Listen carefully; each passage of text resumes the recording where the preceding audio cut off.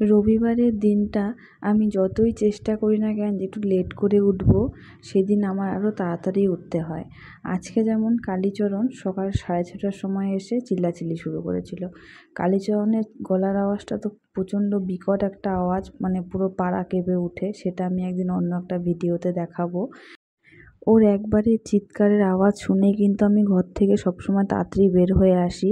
দ্বিতীয়বার চিৎকার করলে কিন্তু বেদু ঘুম থেকে উঠে পড়ে, তাই কিন্তু আমি আগেই বের হয়ে আসি। তো আজকে বাড়ির সামনে ডাকার আগে ও প্রথমে দূরে একবার ডাক দিয়েছিল, সেটা শুনেই কিন্তু আমি আগে বাইরে এসেছি। আর এসেই তাড়াতাড়ি ওকে খাবারটা দেখিয়েছি জন্য কিন্তু ও আর চিৎকার করেনি আজকে। তো ও যখন চিৎকার করে এসে, তখন না পাশের কুকুরগুলো এসে পড়ে। ও ভাবে যে এখন কালীচরণ এসেছে, তাহলে তো আমাদেরকেও খেতে দিবে। আর ও যখন খাচ্ছিল ফলের খোসা, তখন কিন্তু কুকুরগুলোকে আমি বিস্কুট দিচ্ছিলাম, আর কুকুরগুলোকেও গুঁতোতে গেছিলো যাতে ওর বিস্কুটটা যাতে না খায়। কালীচরণ হোক বা কুকুর হোক বা পাখি হোক, শেষে কিন্তু মেরি বিস্কুট না দিলে কিন্তু কেউই যেতে চায় না। ঘরে গিয়ে ভেবেছিলাম একটু শুয়ে থাকবো, তারপরেই চলে আসছে এই পাখিগুলো। আর এই পাখিগুলোর এখন এত সাহস হয়েছে যে ঘরের ভিতরেই ঢুকে যায়। ঘরের ভিতরে না ঢুকলেও জানলার গ্রিলের মধ্যে বসে বসে চিৎকার করে।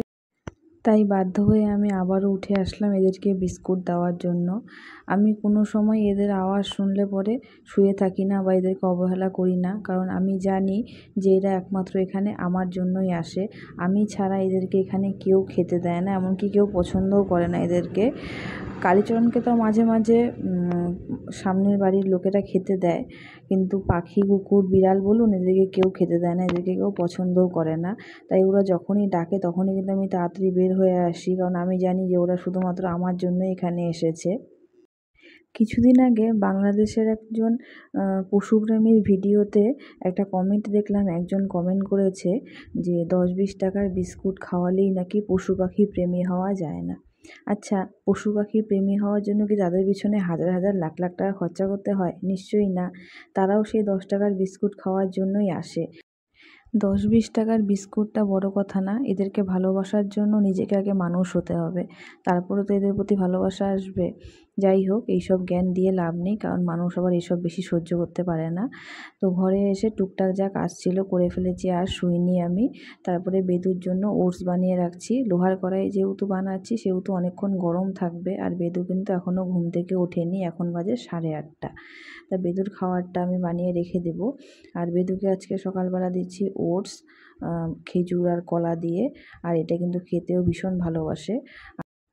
বেদুর জন্য ওটস বানানোর পর যেটুকু দুধ বেঁচে গেছিলো সেটুকু দিয়ে কিন্তু আমি দুধ চা বানিয়ে নিচ্ছি।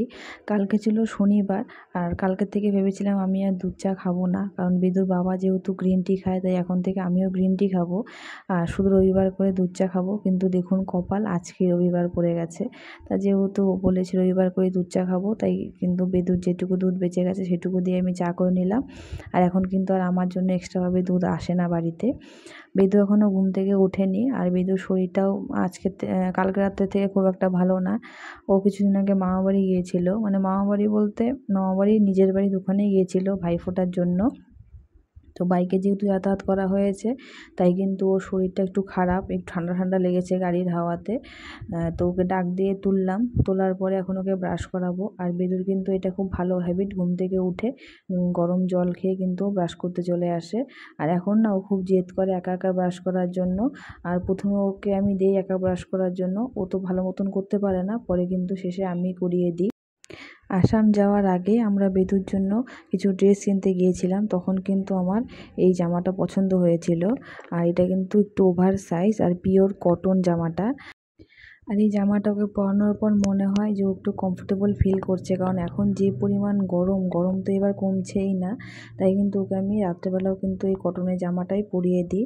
আর এটা আমি এই জন্যই বলছি, অনেকেই আমাকে বলে কেন বেদুকে আমি মেয়েদের জামা পরাই। আসলে হচ্ছে ওর যে জামাগুলো আছে সেগুলো সবই প্রায় গেঞ্জি কাপড়ের বা একটু ফিটিংস হয়। আর এত ফিটিং ড্রেস না এই গরমের মধ্যে পরিয়ে রাখা যায় না।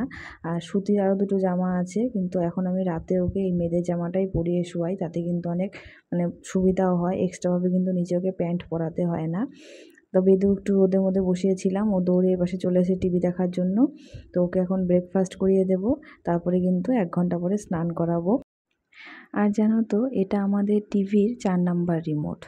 এর আগের 3টা রিমোট বেদু ভেঙে ফেলেছে, আর এই রিমোটটাও অলমোস্ট 50% ওর ভাঙা হয়ে গেছে, সেটা দেখেই বোঝা যাচ্ছে। বেদু যে রিমোটের সাথে কি এত প্রবলেম আমি বুঝি না। রবিবার সকালের ছোট্ট একটা ব্যস্ততম ব্লগটি এ পর্যন্তই থাক। তোমরা সবাই খুব ভালো থেকো।